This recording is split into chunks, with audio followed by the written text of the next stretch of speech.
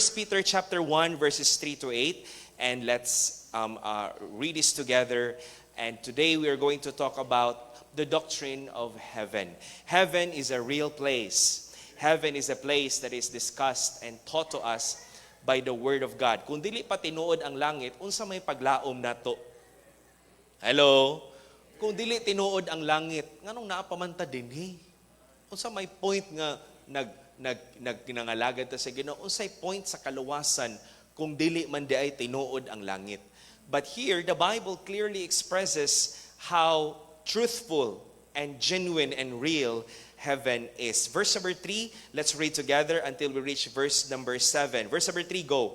Blessed be the God and Father of our Lord Jesus Christ, which according to His abundant mercy hath begotten us again unto a lively hope by the resurrection of Jesus Christ from the dead. Verse 4, to an inheritance incorruptible and undefiled, and that fadeth not away, reserved in heaven for you, who are kept by the power of God through faith unto salvation, ready to be revealed in the last time, wherein ye greatly rejoice, though now for a season, if need be, ye are in heaviness through manifold temptations. Last verse, that the trial of your faith, being much more precious than of gold that perisheth, though it be tried with fire, might be found unto praise and honor and glory at the appearing of Jesus Christ. The title of our message this morning,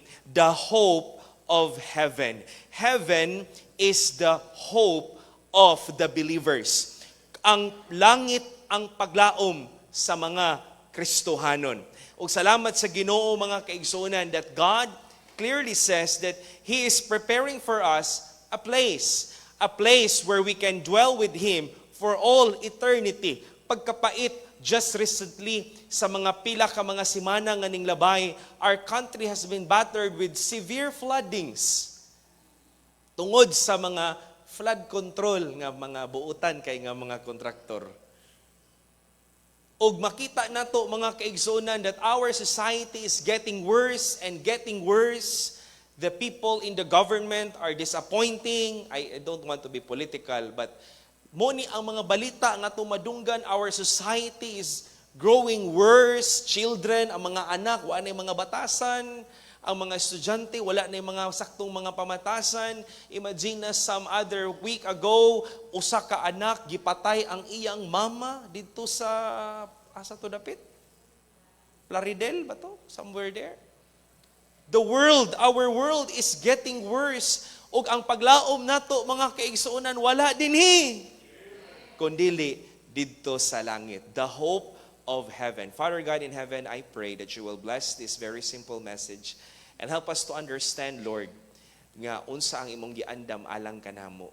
Sometimes, Lord, we forget that we are not of this world. This world is not our home. We're just a passing through. Ug salamat Ginoong Dios nga ikaw nag-andam na mogluna dito sa langit. Tabangi mi nga among masabtan sa kinatibuk-an sa kinatibuk-an sa among nahuna ug kasing-kasing ang imong giandam namo nga dapit. And I pray that this would bring us encouragement and this would bring us, Lord, a light and a hope and labi na Ginoo kadasig sa pagpadayon sa pagpangalaga diha kanimo. We commit and entrust the preaching of your word today. Holy Spirit, be with us and empower your word. In Jesus' name I pray.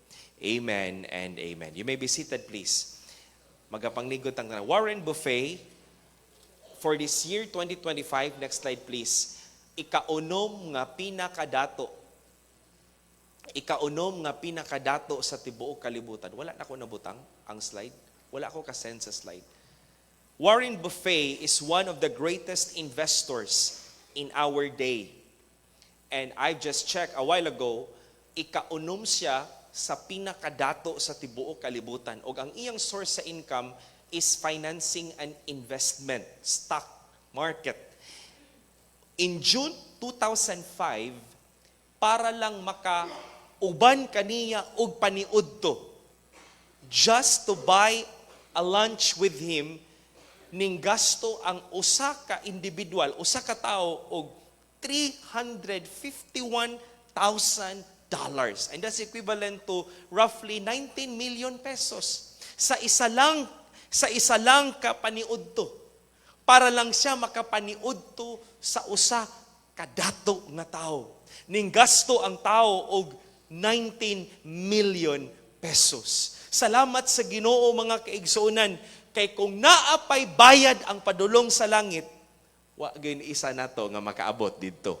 Kung naapay bayad para ang tao mga kaigsuonan makasulod ta sa gingharian sa Ginoo, sa ganghaan dito sa langit, if there was an entrance fee to heaven, no one would get there. Og salamat sa Ginoo that it is laid out clearly here in the Bible, the hope of the believers, mao ang langit. That's why the Bible says that in verse number 3, according to His abundant mercy, hath begotten us again unto a lively hope, buhi nga paglaom. First of all, number 1, we see 3 letter R's in our message this morning. Number 1, the requirement. Unsa ang gikinahanglan para ang usa ka tawo kitang makasasala, makasulod didto sa langit. The Bible is very clear. In verse number 3, the Bible says, "Blessed be the God and Father of our Lord Jesus Christ, which according to His abundant mercy," look at this, "hath begotten us again." Gipanganak ta pag-usab unto a lively hope by the resurrection of Jesus Christ from the dead. Notice the requirement of God.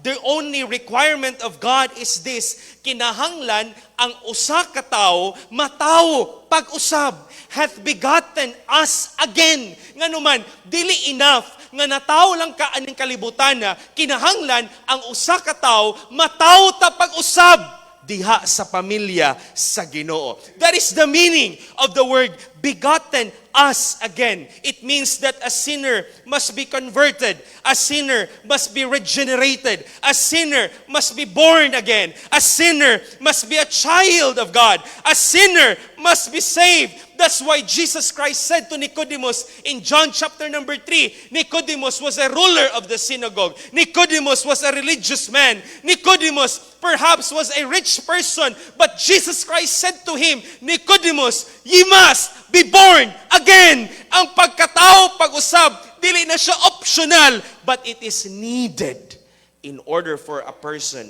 to enter into the kingdom of God. If you want to enter heaven, kinahanglan mahimo kang anak sa Ginoo. Ug salamat sa Ginoo nga ang pagkaanak nato ngadto sa Dios, dili ka mahimong anak sa Ginoo pinaagi sa imong kaugalingong pagpaningkamot. Sama sa pag-anak nato aning kalibutan na, why ni isa dinhi nga naningkamot para maanak ka dinhi. Nganong natawo man ka diri kay naningkamot manggugko nga mga mataho ko aning kalibutan na? It just so happens naturally. Sa dihang nagminyo ang mama o papa sa ilahang bunga, sa ilang bunga ng pagmamahalan. Di ba no? Gipanganak ka aning kalibutan na, and you did nothing for you to be born. Similar with what the Bible says, there is now a misconception of being born again. Usahay tungod sa relihiyon nga gitawag og born again. People have a misunderstanding on the true concept. Unsa man gyud ang pagkatao pag-usab. Folks, it's not religion that will make a person born again. It's not the good works. But here's what the Bible says. It is not for us to be qualified, or it's not about our own merit, but becoming a child of God is not our work. It is the work of God.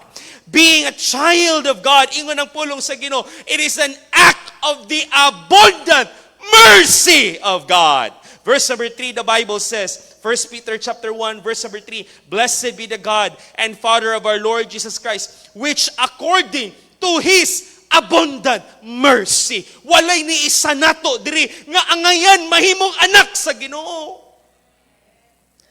Apan salamat nga tungod sa iyang grabe kahilabihan, kaabundansya nga kaluoy, ikaw o ako nahimong anak sa Dios.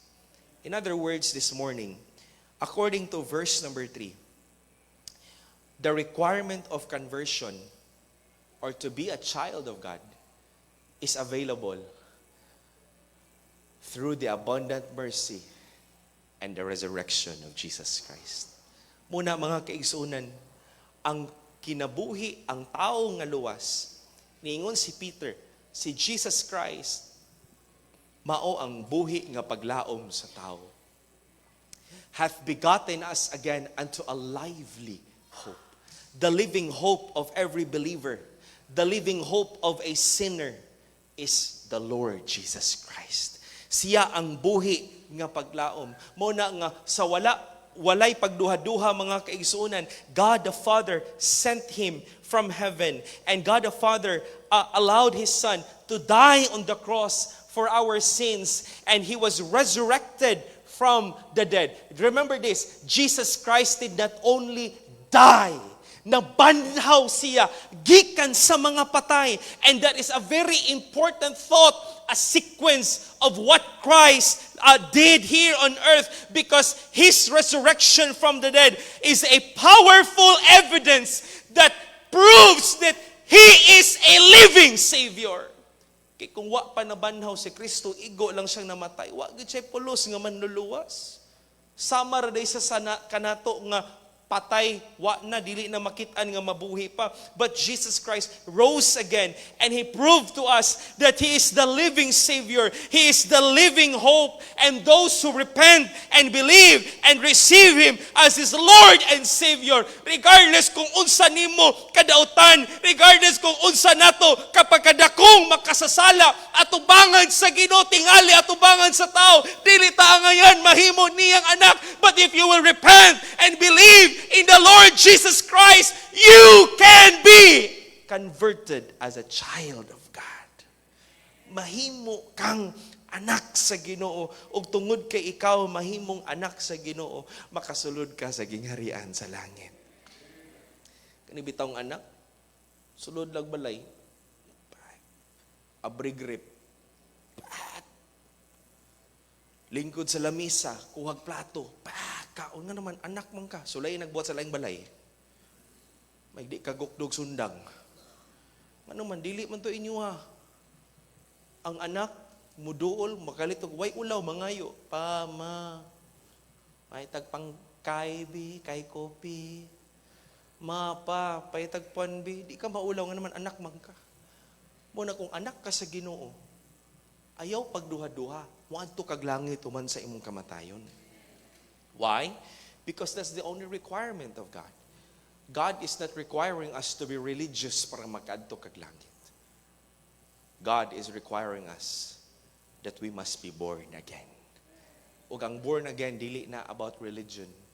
Born again is about receiving the Lord Jesus Christ as His Lord and Savior. The Bible is very clear. Walay lain nga makapaadto nimong langit dili ang simbahan kundili si Jesus Christ. John chapter 14 verse number 6. Jesus said unto him, I am the way, the truth, and the life. No man cometh unto the Father but by me.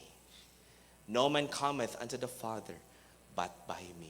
You cannot be born again by following the Ten Commandments. Hello? You cannot.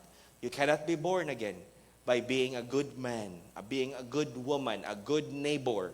You can be born again if you will receive Christ as your Lord and Savior. Notice what the promise of God is. John chapter 1 verses 12 to 13. But as many, everybody go, but as many as received Him, to them gave He power to become the sons of God, even to them that believe on His name.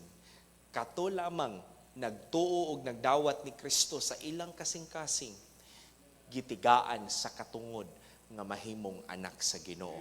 Listen to me, ang tanang tao binuhat sa Ginoo. There's no question of that. Pero dili tanan anak sa Ginoo. It is a wrong, it is an unbiblical idea. Unbiblical gyud ang moingon nga kitang tanan anak sa Ginoo. No, ang tanang tao binuhat sa Ginoo. Pero you can only be a child of God if you will receive Christ as your Lord and Savior. Ikaw ug ako gitigaan ta sa kagahom, sa katungod nga mahimong anak sa Ginoo. Notice what the Bible says in verse 13. This is a wonderful verse. Verse 13, please. John chapter 1, verse 13. The Bible says, which were born, diha na tao daw ta, not of blood, nor of the will of the flesh, nor of the will of man, but of God. Not of blood, meaning wala ta na tao, wa ta na tao pag-usab, kay na-inherit na to sa atong pamilya. Being born again, being born into a Christian family does not make you a child of God. Being born into a pastor's family does not automatically mean nga ikaw luwas ka, ikaw anak ka sa Ginoo. Ang kaluwasan, mga kaigsunan, it is not a heritage. Ang kaluwasan, mga kaigsunan, it is not inherited through a family. Ang kaluwasan, mga kaigsunan, it is an individual decision that you're going to make to receive Christ as your Lord and Savior. Then the next phrase says, nor of the will of the flesh. Salvation is not achieved through human effort. You cannot make yourself a child of God by your own striving. Pinaagi sa imong kaugalingong pagpaningkamot, magbinuutan ko para ma-earn ako ang gugma sa Ginoo, para mahimo ko niyang anak. No, sir, that's a wrong idea. That's not what the Bible says. You can be a child of God if you will receive Christ as your Lord and Savior, just a sinner as you are. Then it also says here, nor of the will of men, nor of the will of men. Dili sa imong kaugalingong unod, sa imong kaugalingong pagpaningkamot, dili sa kabubuton sa ubang tao. And this means that you cannot be a child of God by the decision of another person. Dili ka mahimong anak sa Ginoo kay ingnon ka sa pastor or sa leader sa simbahan, ikaw mahimo na kang anak sa Ginoo. No, mahimo kang anak sa Ginoo kung ikaw mobuhat sa personal nga desisyon nga imong tuhuan og dawaton si Kristo sa imong kasing-kasing. So we are not born again, not by inheritance, not by the will of our own, not by the will of other person, but of God. In other words, this morning, ang pagkahimong anak sa Ginoo, it is a supernatural work of God Himself alone, that we who are sinners, by faith in the Lord Jesus Christ, nagtuo ka, nagdawat ka ni Kristo sa imong kasing-kasing, mga kaigsunan, automatically, ang tao nga nagtuog, nagsalig ni Kristo, gihimo kang anak sa Dios. Panganak ka aning kalibutan. The requirement to heaven is the Lord Jesus Christ. Number 2, we also see the reservation. The reservation. In 1 Peter chapter 1, verse number 4, the Bible says, going to heaven, or heaven itself, is described in the Bible as our inheritance. 1 Peter chapter 1, verse number 4, the Bible says, to an inheritance. Unsay binisaya sa inheritance? Panulundon. Amen. Dili tanan nato dunay panulundon. Ay naa di ay problema, no? Problema. Labi nag ang ginikanan, dagag utang, ang anak mo ay musunod sa panulundon. Ang utang. No? Ang uban mag-away sa panulundon. Mag-away sa yuta. Kami ni Brother July, wagid may yuta ni. Ang yuta na mo nasa ilok o sa kuko. Yuta. Ang inyong yuta nasa kaang. Ang langit usa ka panulundon sa mga luwas. And here's what the Bible says. This inheritance is incorruptible and undefiled and fadeth not away, reserved in heaven for you. Heaven is called the reserved inheritance of the believers because just like the children, anak ba ka sa Ginoo?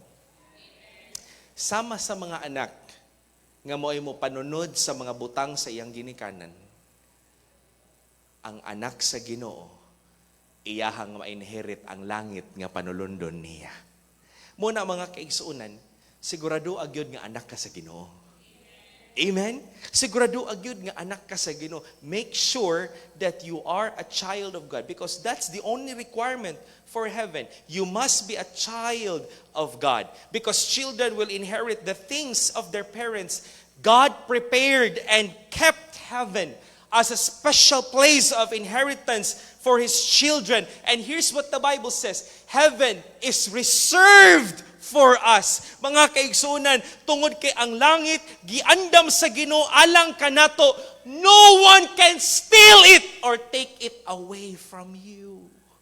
Ang panulundon sa usa ka luwas, mga kaigsunan, mao didto sa langit, walay makakuha, walay makakawat, walay makatangtang o makawagtang ni ana gikan kanato. The Bible says in John chapter 14 verses 1 to 3, let not your heart be troubled. You believe in God, believe also in me. In my Father's house are many mansions. If it were not so, I would have told you I go to prepare a place for you. And if I go and prepare a place for you, I will come again and receive you unto myself, that where I am, there you may be also. What a blessing. Bahalag, dili ta mga adunahan din eh. Bahalag, dili ta taga DPWH.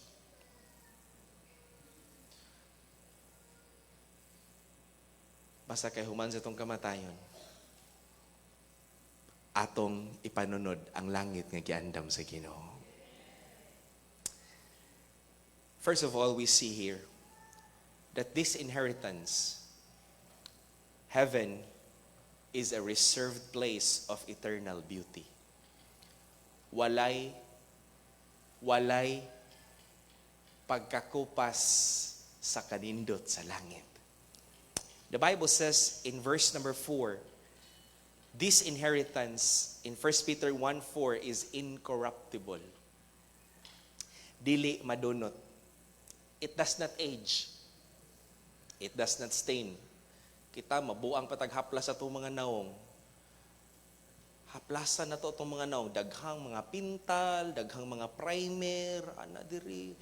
Unya, wala pa ka, ayaw kong pasok kay mukunot akong agtang. Dapat, hala, pag yun na itong pagpaningkamot, order tag-atome, evening care pa ka, nudnod diri. Brother Joper, nudnod Brother Joper tumiging Domingo, butang sa tong puti-puti diri kumigs ay gyud og ulis yung balay nga nakaputi na kay maalaan kag ungo galakaw-lakaw diya. Puti ang naong ganaan. Nudnod gyud ta, inom ta og mga Brother Bobong, inom og collagen, para lang gyud ang atong mga panit na to, lami kay ba. Unya mag-unsa pa na pampaputi? Langga unsa na paputi? Gluta tayo, magpa-inject pa, grabe oy. Para lang yun, mubata ta. Kay ang atong goal nga, bahalag sa isinta na ta, mura pagyapuntag si Alice Dixon. Folks, atong dawaton nga matigulang yun ta. No? Amen? Og lahi na gyud kung magkadako ng edad. Lahi na gyud. Ang mga butang aning kalibutana, mataya. Ang sakyanan, mataya. Ang mga pintal, mapughaw. I was looking at the previous pictures of the church building way back 2012, 2013. Ang aircon, dili na ingon anak color de gatas, puti na. Kana puti na. Kung unsa nang puti sa kilid, muna ihang color. Tanawan yung mga litrato sa mga karaan. Pero tanawan color karon. Di ba, mura pong tao, no? Pagkatigulang, kunot na, no? Kunot na diri, kunot na dinhi. Ang uban, bata pa, kunot na daan, no? Everything fades. This is not the color. Puti ni, pero karon ning color di gatas. Nanay mga mansa. Mupughaw. But heaven is a place of eternal beauty. It does not age, it does not stain, it does not rust.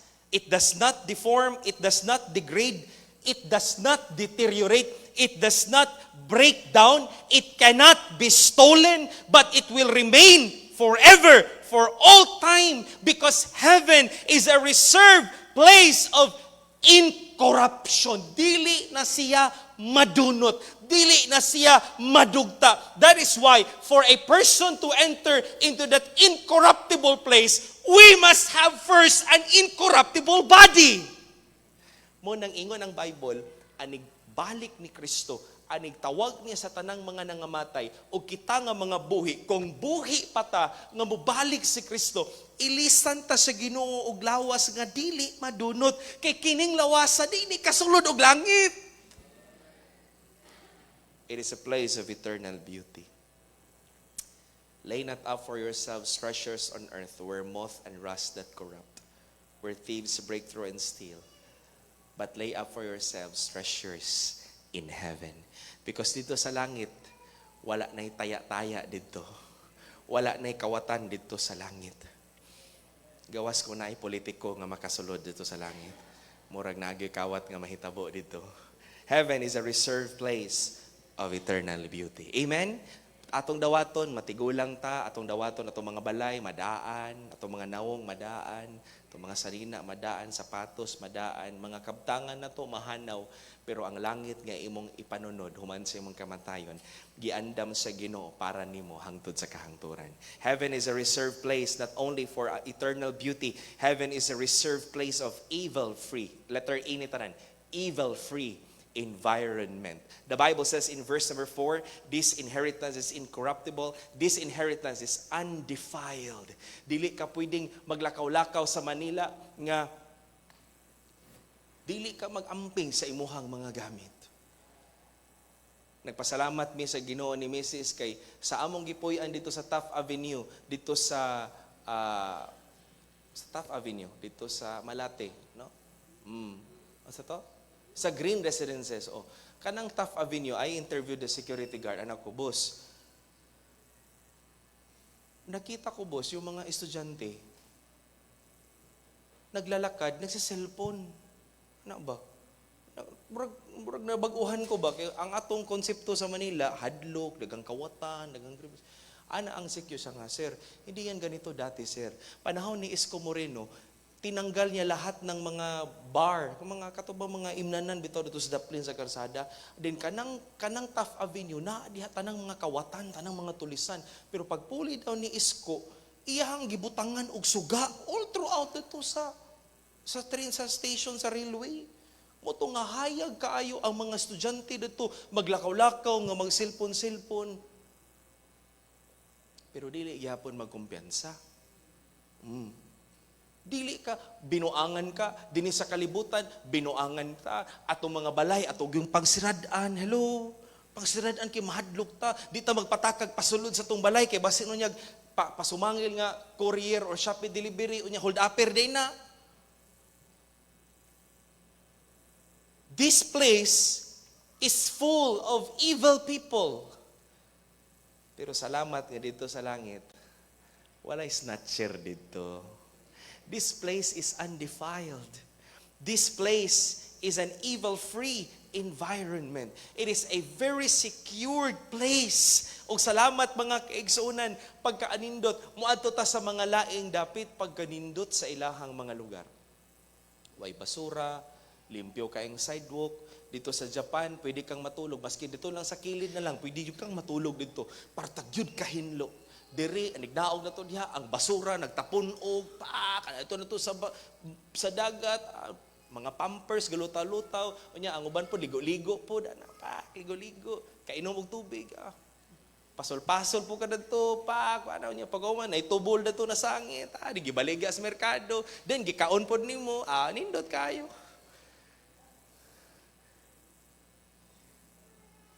This place is wicked, vile. One of our discussions during the World Missions Conference dito sa Cebu is the legal principles, and usa sa mga issues karon sa mga pastors kay tungod sa live streaming, pwedeng makasuhan ang pastor kung makasuhan siya libel. Nabang libel ba? Istorya ka ni suggest ang abogado nga kung magstorya mo bahin sa mga bayot or bahin sa mga tumboy, you must kanang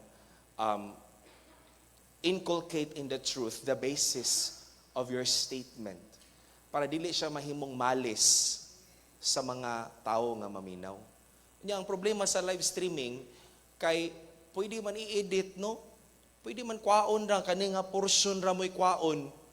Ang mga bayot dili makasulod sa langit. Pak, mura na ipagawas. Di anig-share ana, kita pod pataka ra pod tag-share pod. O pagpataka share sa social media, oy. Pataka sa putag share dahil post puta daritso tanawa sa pudog tarong. So, one of our issues there is that. So, ingon ang lawyer, ang member sa church nga lawyer nga, kitang mga pastors, although we are preaching the truth, atog yung angklahan kay kung naay mga kuan, pwede manggod mafailan og kaso gud. Pwede magud nga mafailan og kaso kana nga statement. So, you have to anchor it with a biblical principle that you are not saying to malign the people para dauton nimo ang tao, kundi you are just preaching the truth because you love the people. That's what the lawyer says. Kaya imagine, maabot na ang panahon nga imingon ana lang panghitabo, magpagawas sa lagsumon si Pastor John, gipatawag sa korte kay gikasuhan na, kay nagwali bahay ni ana. Can you imagine this place is full of wicked people. Wickedness is everywhere. You look at the news, grabe na ang mga balita, mga kaigsunan. Pero salamat nga dito sa langit, it is a place that is an evil-free environment. Then not only it is an evil-free environment, heaven is also a reserved place of encryption. Encryption, meaning it is a place that is secured. And those people who are going there, if you are saved today, you are going there. And God kept us. Ang Ginoo mo'y nag-preserve nato. Ang langit padulong ta didto. Og samtang wala pa ta padulong didto, wala pa ta naadto sa langit, we are still here on earth. It is the word of God that says that we are kept by the power of God. That's what the Bible says in verse number 5. Who are kept by the power of God. Kinsa man ang who, mao na ang mga tao nga mopanunod didto sa langit. Wala pa ta moadtog langit, pero mga kaigsunan, while we are here in this world, God is the one that keeps us. Mao na nga ang kaluwasan dili gyud mawala. Kay dili man ikaw ang naghawid sa imong kaluwasan, ang Ginoo man nga nagluwas nimo. And here's what the Bible says, that our salvation, this inheritance, who are kept by the power of God through faith unto salvation, ready to be revealed in the last time. This inheritance, one day, mga kaigsunan, it will be revealed to us. Tungod kay ikaw ug ako, luwas ta. Are you saved today? Amen. Salamat sa Ginoo sa iyahang paghatag og security sa ato ang kinabuhi. He secures us. In our salvation, He secures us. Sa atong adlaw-adlaw nga panginabuhi, gisecure ta sa Ginoo. Kano imagine sa tanang pwedeng maligsan diha, kanong dili manggod ikaw? Grabe po ka, pastor. Ngano kung dili ikaw nga backslider kay kang dako? Wag kay ampo-ampo, unya wag gyud ka naligsan diha. Wala kitay basa-basa Biblia pero wag gyud ka naligsan diha. Pagka nindot sa kaluoy sa Ginoo, no? Muna na tong drive ta, biyahe, motor-motor, unya way ampo-ampo. Pero salamat nga nakauli pa ka sa inyong balay. Pero ay napagtagad nga madisgasya ka para magampo ka. It is the Lord that secures us. Ang Ginoo ang nagproteksyon kanato. Ang Ginoo ang naghawid sa atong kinabuhi gikan sa imong pagkaluwas hangtod sa imong katapusang ginhawa aning kalibutana. It is the Lord that secures us until we reach that inheritance. Pagkanindot sa saad sa Ginoo sa atong mga kinabuhi. Not only it is a reserved place of encryption, it is also a reserved place of enjoyment. Verse number 6, the Bible says, ingon ang Bible, wherein ye greatly rejoice.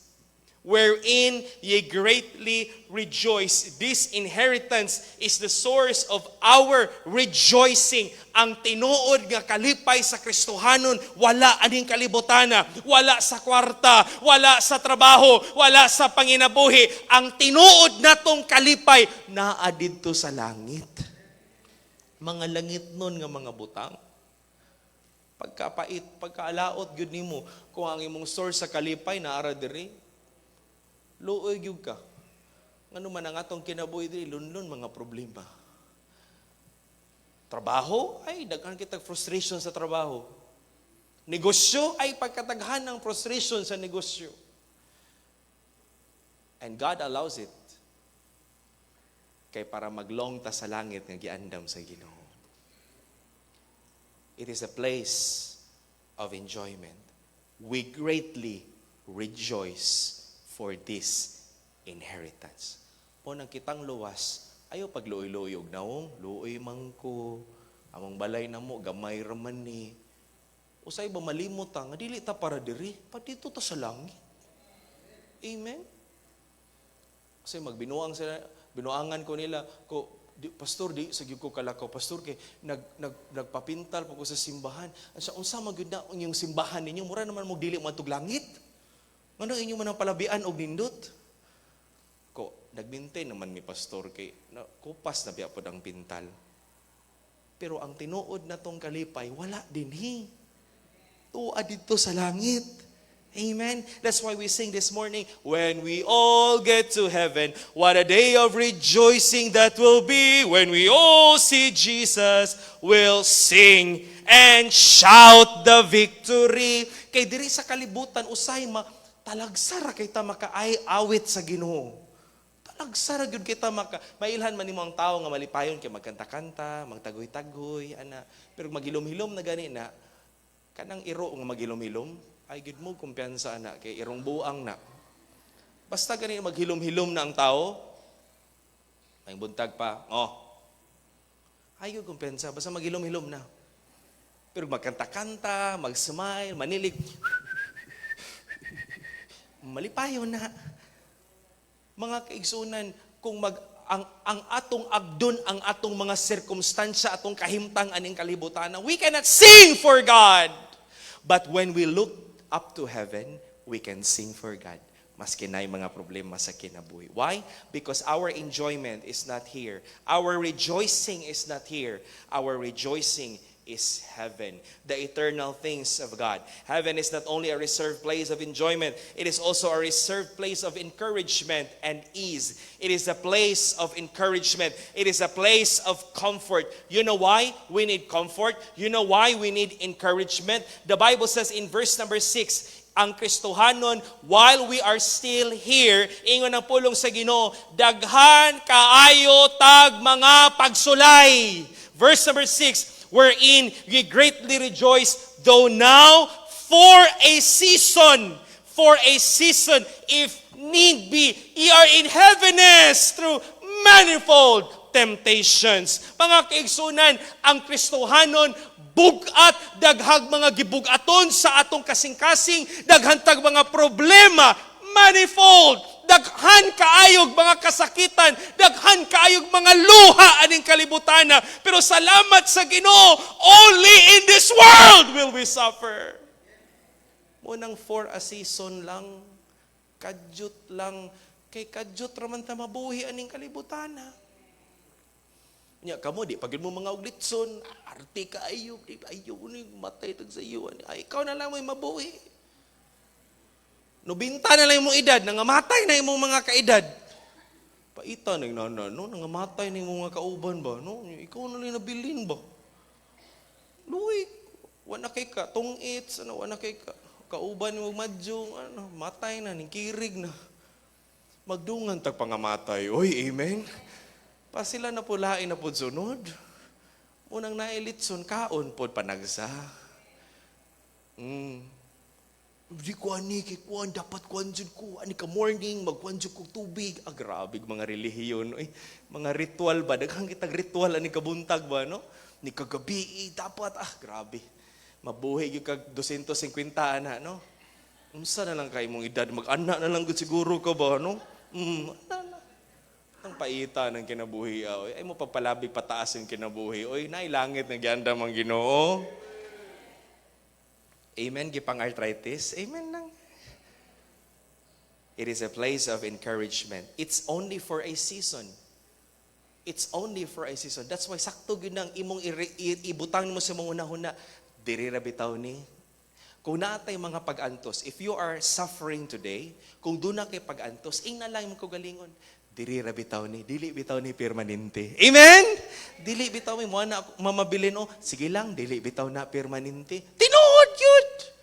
It's only for a season. And what an encouragement, what a comfort to us. And here's what the Bible says, our sufferings today is not pointless. It's not needless, but it is needful. That's why ningon ng Bible in verse number 6, wherein ye greatly rejoice, though now for a season, if need be. Mga kaigsunan, walay pagsulay, walay kasakit nga itugot sa Ginoo nga wala nato gikinahanglan. We need it. Kay ang Kristohanon nga pirmi na lang ayahay, di gyud ta makaampo sa Ginoo. Takaampo. Kanang ayahay kay ta, kanang wa tay mga problema. Mangmata gyud ta nga di makaduol sa Ginoo. Even mukaon ta, makalimot gyud ta nga, uy, wa man ko nagampo. Lord, i-bless ang pagkaon nga naa sa kong baba karon. In Jesus' name I pray. God allows these things because God wants to test our faith. That's why ang atong mga pag-antos, gikinahanglan na nato. Listen to me. Ang nindot nga kinabuhi sa usa ka Kristohanon, kinabuhi nga nagpadayon taliwala sa kasakit. Faith must be tested. True faith must be tested.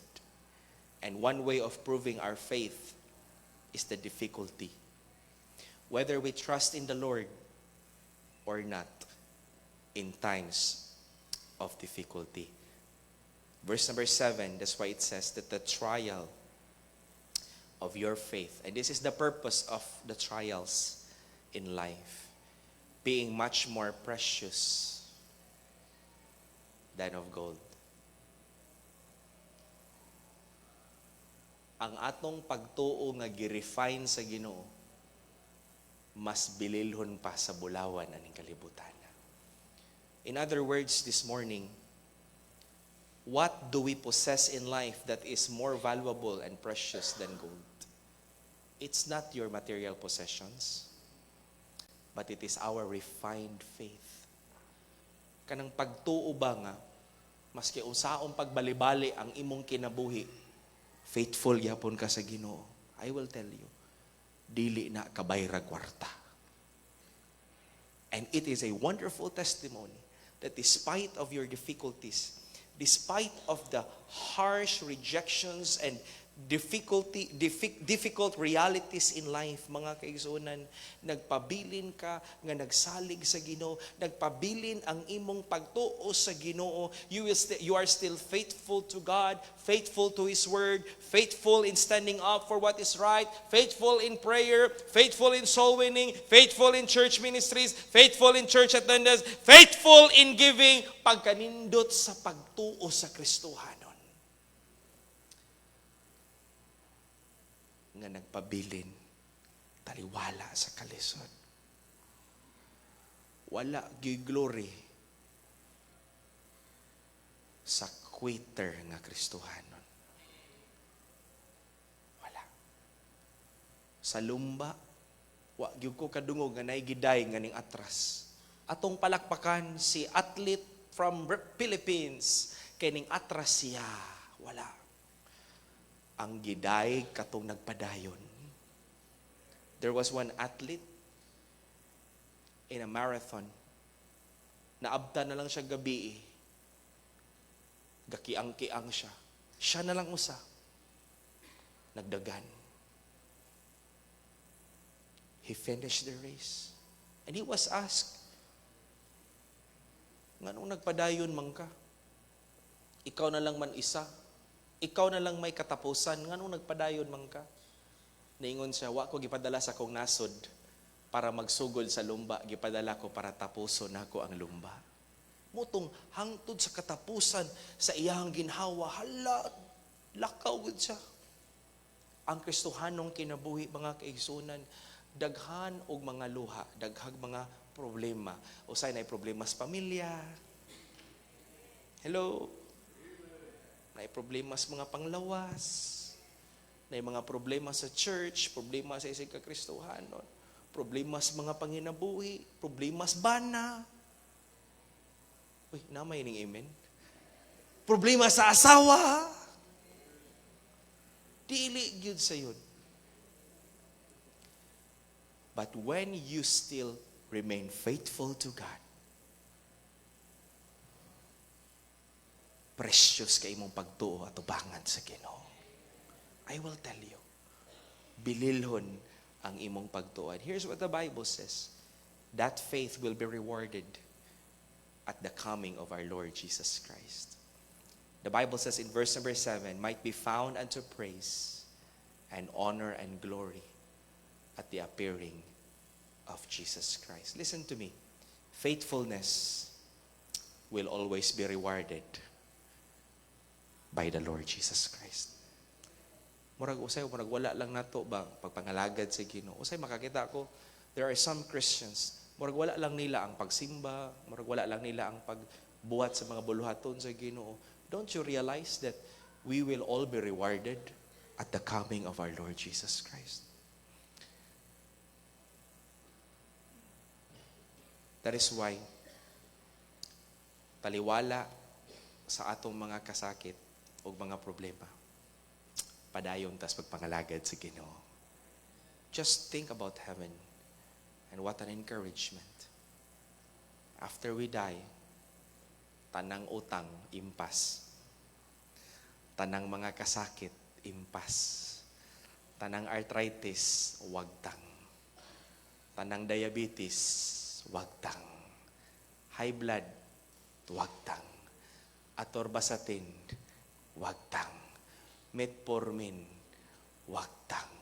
Tanang mga maintenance, wagtang. Problema kasi mong bana, wagtang. Problema sa mga asawa, wagtang. It's either ikaw ang mawagtang or siya'y mawagtang. But listen to me. Kung nag-antos ka diri, remember this, diri ra na. Heaven is a reserved place for us. And number 3 and the last, not only it is a reserved place, not only it is a place with a requirement, but we see also here the rapture of the believers.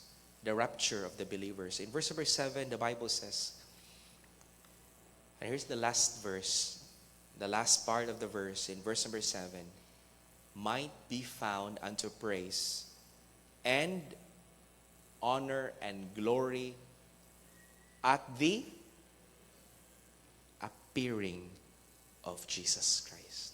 One of the problems of many Christians today is that we forget that Christ is coming. Kaya kung dili pa na problema, dili ta na ipahinumdum sa Ginoo kanato sa makadaghan. But in the Bible, the Word of God tells us and reminds us many, many times in every part of the Scripture that He is coming. He is coming for us. And this is what the Bible says.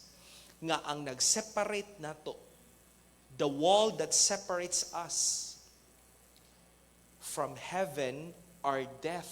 Duha ra man ikabo, kamatayon ug ang pagbalik ni Jesus Christ. Death or rapture. Kung dili ta mamatay, aning balik ni Kristo, maabtan nato siya sa iyahang pagbalik.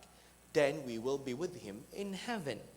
And here's what the Bible says in 1 Thessalonians chapter number 4, verses 16 to 18. The Bible says, for the Lord Himself shall descend from heaven with a shout, with the voice of the archangel, and with the trump of God, and the dead in Christ shall rise first. Then we which are alive and remain shall be caught up together with them in the clouds to meet the Lord in the air. And so shall we ever be with the Lord.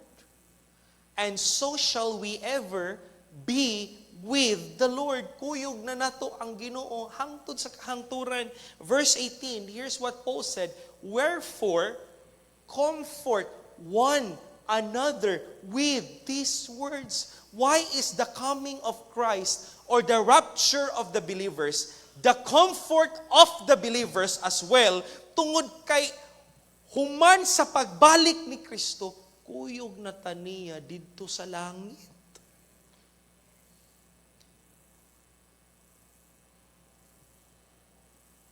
And we will be rewarded at the appearing of our Lord Jesus Christ. Salamat sa Ginoo.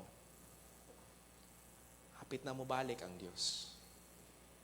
The world is getting worse and worse. Countries are rising up against each other. I was paying attention to the news because President Trump was trying to have peace talks with Ukraine and Russia. Kinasulbad ni Trump ang other nga mga nasulbad ni Trump ang other nga mga issues, mga conflicts sa mga laing nasod. But still, Russia would not adhere to the peace talks of Trump. Mga kaigsunan, dili ta magunahuna nga dili mo balik ang Dios. Ibutang gyud nato sa tong hunahuna o kasing-kasing that Christ may come at any moment.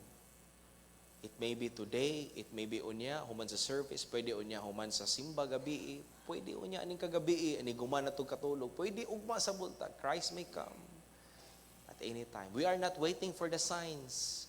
We are waiting for the sound of the trumpet.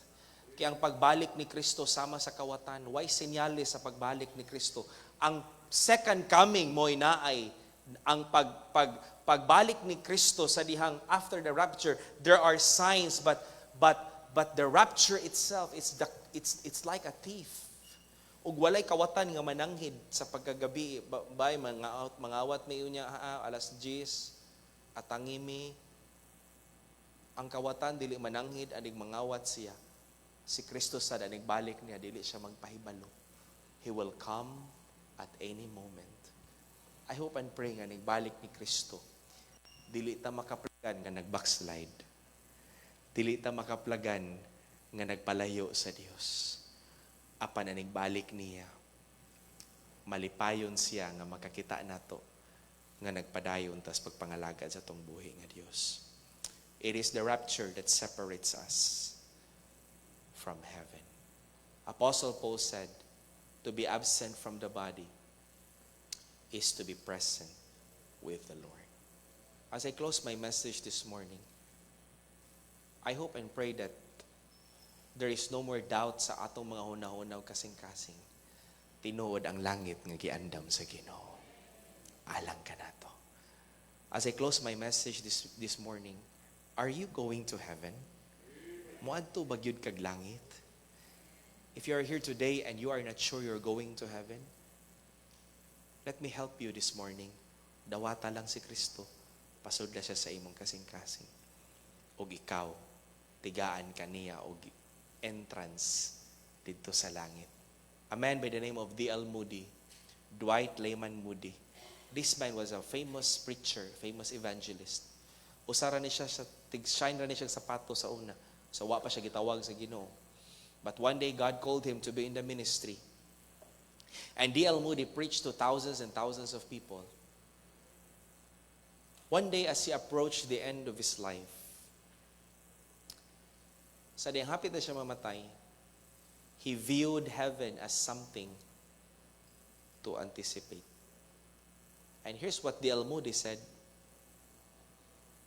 Before siya namatay, naingon siya, someday you will read in the papers that D.L. Moody of East Northfield is dead. Don't you believe a word of it. At that moment, I shall be more alive than I am now. I shall have gone up higher. That is all out of this old clay tenement into a house that is immortal. A body that death cannot touch. That sin cannot taint a body fashioned like unto his glorious body. I was